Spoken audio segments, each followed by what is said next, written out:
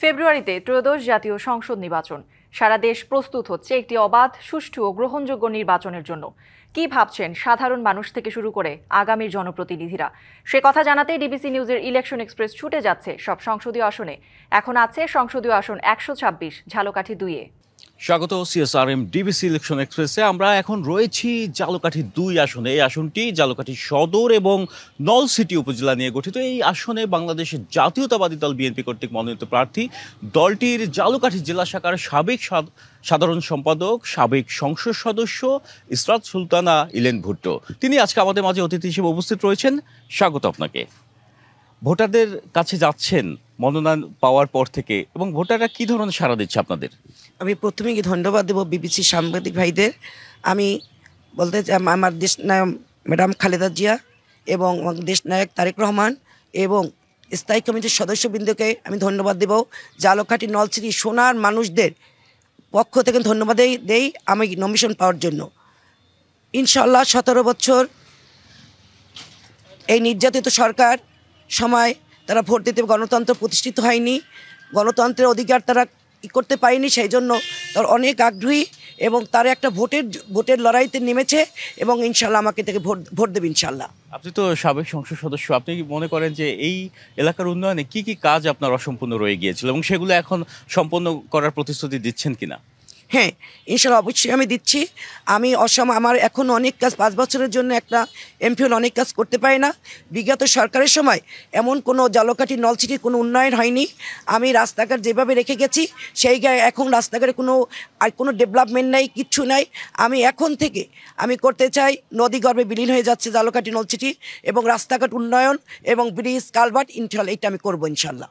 এই পৌরসভা অনেক পুরনো, ঢাকার পরেই ১৮৬৫ সালে এই পৌরসভা হয়। তো এই পৌরসভা কেন্দ্রিক কোনো উন্নয়ন আমরা দেখছি না। অবকাঠামোগত কিংবা শিক্ষা অন্যান্য ক্ষেত্রেও পিছিয়ে আছে ঝালকাঠির এই নলছিটি উপজেলা। এক্ষেত্রে কি পদক্ষেপ নেবেন?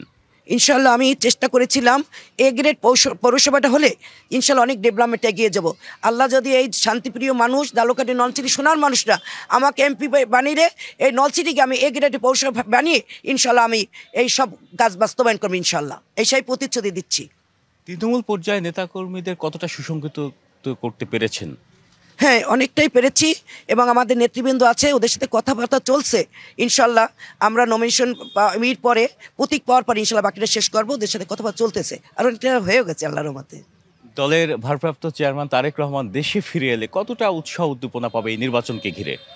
আমাদের প্রিয় নেতা, আমাদের ভারপ্রাপ্ত চেয়ারম্যান জনাব তারেক রহমান আসলে সেটা আমার বলার অপেক্ষা থাকে না।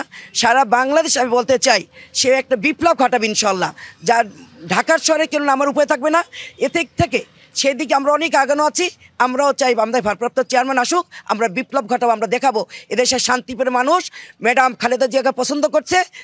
তিনবার সফল প্রধানমন্ত্রী এবং আমাদের ভারপ্রাপ্ত চেয়ারম্যানকে ইনশাল্লাহ আগামী দিনের আমরা ভবিষ্যৎ নিয়ে এগিয়ে যাবো ইনশাল্লাহ। এই এলাকার পিছিয়ে পড়া নারীদের উন্নয়নে কি কি পদক্ষেপ নেবেন আপনি? আমি ওদের কর্মসংস্থানের ব্যবস্থা করবো ইনশাল্লাহ, এবং কুটির শিল্পের একটা ব্যবস্থা করবো যাতে নারীরা ওইখানে কিছু কর্মসংস্থান ব্যবস্থা হয়। এবং আমরা যুবকদের উদ্যোগে আমি বলতে চাই ১ কোটি যুবকদের আমরা কর্মসংস্থান ইনশাল্লাহ ব্যবস্থা করব।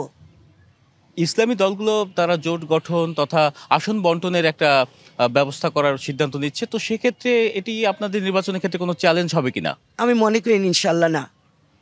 এইখানে ভুট্টো সাহেব এমপি ছিল, আমি এমপি ছিলাম।